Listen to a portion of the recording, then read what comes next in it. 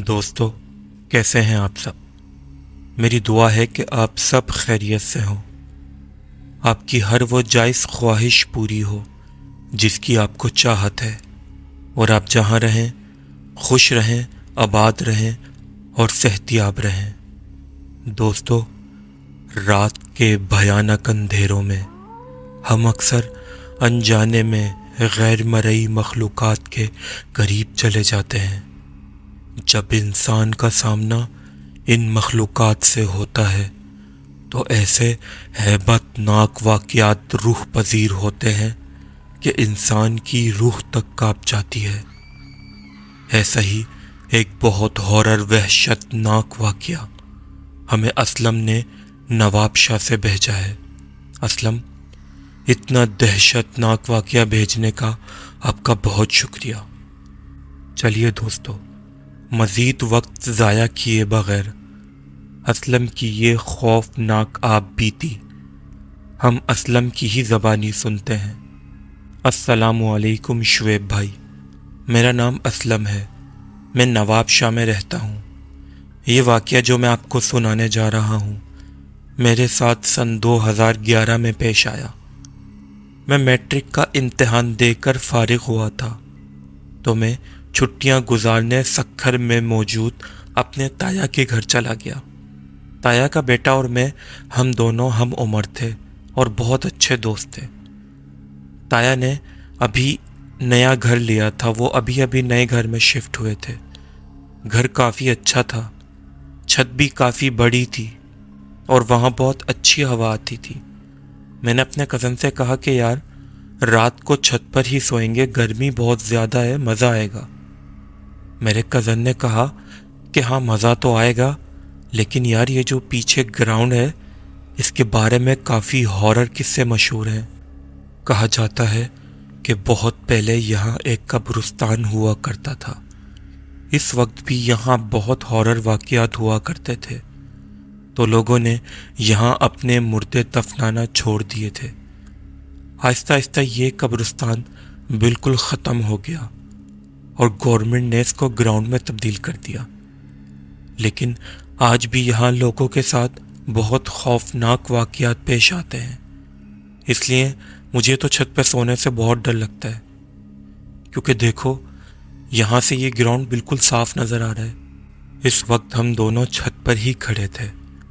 میں نے کزن سے کہا یار تم نے کبھی خود کوئی غیر مرئی مخلوقات، کوئی جن، کوئی ایسا واقعہ اپنی آنکھوں سے دیکھا ہے؟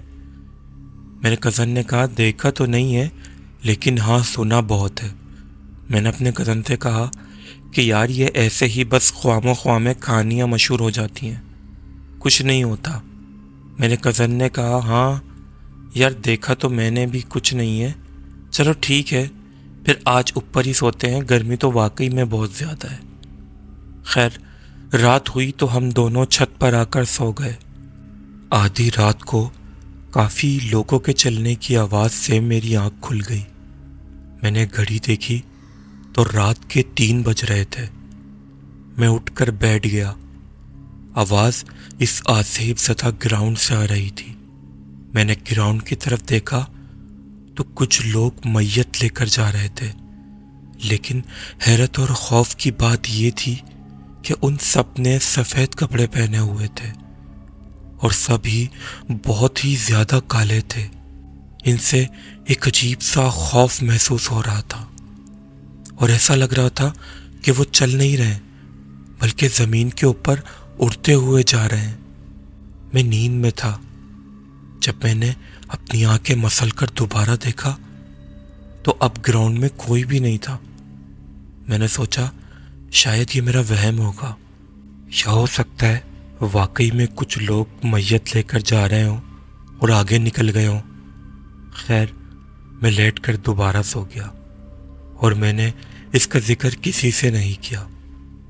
دوسری رات کو ہم دوبارہ چھت پہ ہی سو رہے تھے کہ آدھی رات کو قدموں کی آواز سے دوبارہ میری آنکھ کھل گئی۔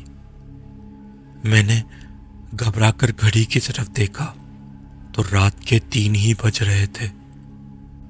میں دھڑکتے ہوئے دل کے ساتھ اٹھ کر بیٹھا تو دیکھا کہ وہی کل جیسی میت اور سفید کپڑے پہنے ہوئے انتہا سے زیادہ کالے اور خوفناک لوگ اسی گراؤنڈ سے گزر رہے تھے، لیکن کل کے مقابلے میں آج ان کی سپیڈ ذرا سلو تھی، اور اب باقاعدہ صاف محسوس ہو رہا تھا کہ وہ چل نہیں رہے بلکہ زمین کے اوپر تیرتے ہوئے جا رہے ہیں۔ ابھی میں بے یقینی اور خوف کی حالت میں انہیں دیکھ ہی رہا تھا کہ ایک دم سے ایک شخص نے گردن گھما کر میری طرف دیکھا۔ اف میرے خدا، آپ یقین جانیں وہ شخص بہت خوفناک تھا۔ اس کا رنگ عام انسانوں کے مقابلے میں بہت زیادہ کالا تھا، اور اس کی آنکھیں عجیب خوفناک طریقے سے چمک رہی تھیں۔ نہ جانے اس کی آنکھ کا کالا ڈھیلا تھا بھی یا نہیں۔ جیسے ہی اس خوفناک شخص نے میری طرف دیکھا تو میری ریڑھ کی ہڈی میں اوپر سے لے کے نیچے تک ایک عجیب سی سنسنی دوڑ گئی۔ میں فوراً بستر میں لیٹ گیا۔ میرا دل بہت تیزی سے دھڑک رہا تھا۔ مجھے ایسا لگ رہا تھا کہ بس اب کچھ ہونے والا ہے، اس نے مجھے دیکھ لیا ہے۔ میں تھوڑی دیر تک کمبل اپنے منہ تک کوڑے لیٹا رہا۔ جب تھوڑی دیر تک کچھ نہیں ہوا تو میں نے ہمت کر کے کمبل سے اپنا منہ باہر نکالا اور ہلکا سا اٹھ کر اس گراؤنڈ کی طرف دیکھا، لیکن اب وہاں کوئی موجود نہیں تھا۔ میں اٹھ کر بیٹھ گیا اور خود کو تسلی دینے لگا کہ یار میں خواہ میں ڈر رہا ہوں، ہو سکتا ہے یہ واقعی میں کوئی جنازہ ہو۔ ایسا اتفاق ہو سکتا ہے کہ کل بھی کوئی جنازہ ہو اور آج بھی، اور ہو سکتا ہے کہ اندھیری کی وجہ سے مجھے ان کا رنگ کافی زیادہ کالا لگ رہا ہو۔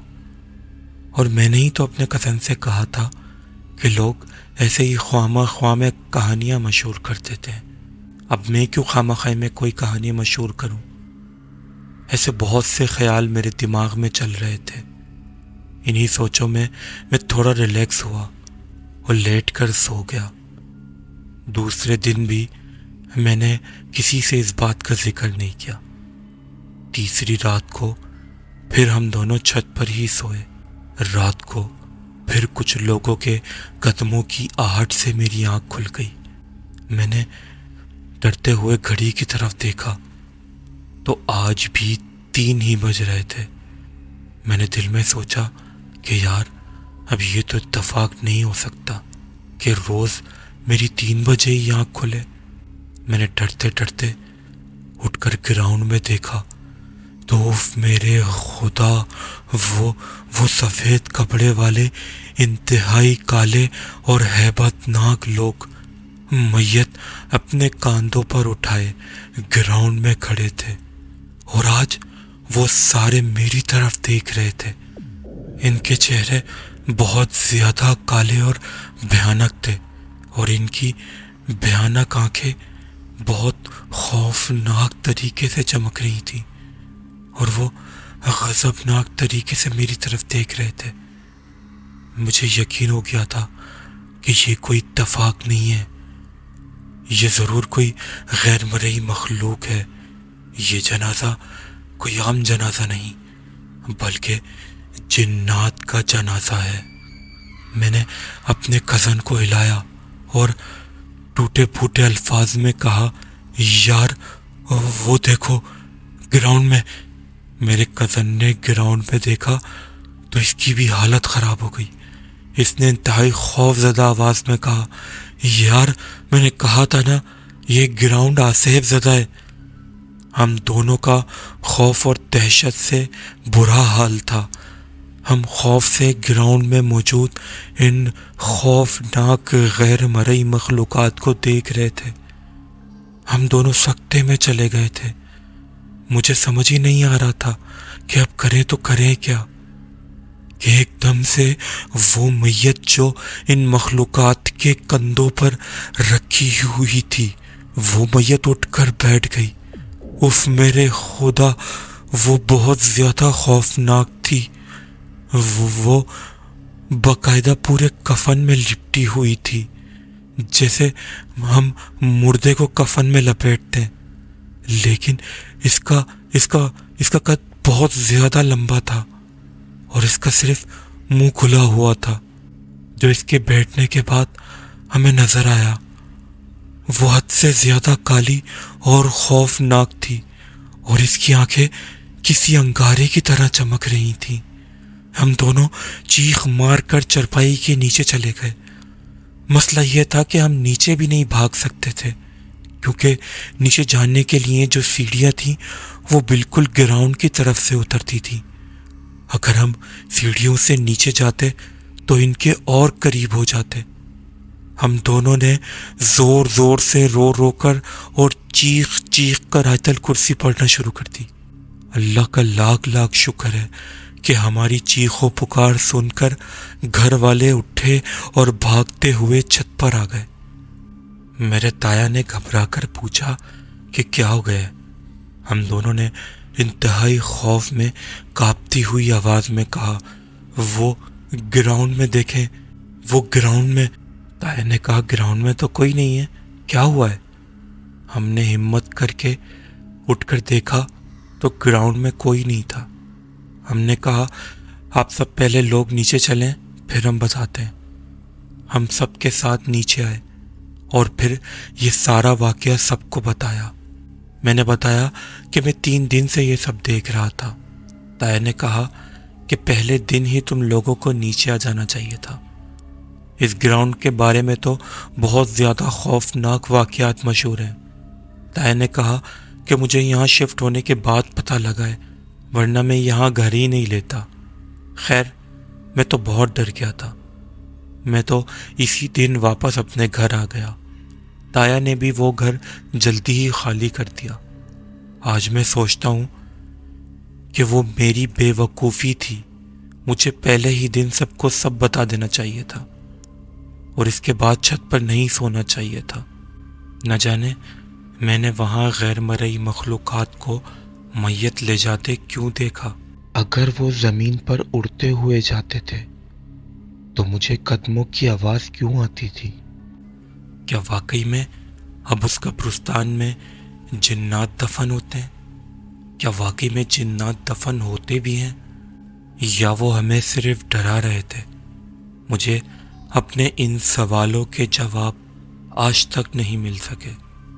دوستو، اگر آپ اس چینل پر نئے ہیں اور آپ کو ایسی ہی خوفناک کہانیاں پسند ہیں تو آپ ہمارے اس چینل کو ضرور سبسکرائب کریں اور برابر میں موجود بیل آئیکن کے بٹن کو بھی ضرور کلک کر دیں تاکہ ہمارے سارے نئے اور سچے واقعات سب سے پہلے آپ تک پہنچ سکیں۔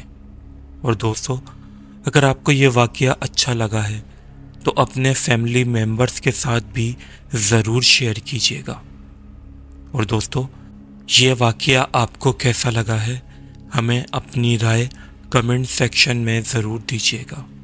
اور دوستو، اگر آپ کے ساتھ یا آپ کے کسی ریلیٹو یا جاننے والے کے ساتھ ایسا ہی کوئی خوفناک واقعہ پیش آیا ہے تو ہمارے ساتھ نیچے دیے گئے اس ای میل ایڈریس یا اس واٹس ایپ نمبر پر ہمارے ساتھ ضرور شیئر کریں۔ ہم آپ کا واقعہ اپنے اس چینل پر ضرور شائع کریں گے۔ ہاں، لیکن اس بات کا دھیان ضرور رکھیے گا کہ وہ واقعہ کسی اور چینل پر نہ سنایا گیا ہو۔ آپ سب کا بہت بہت شکریہ۔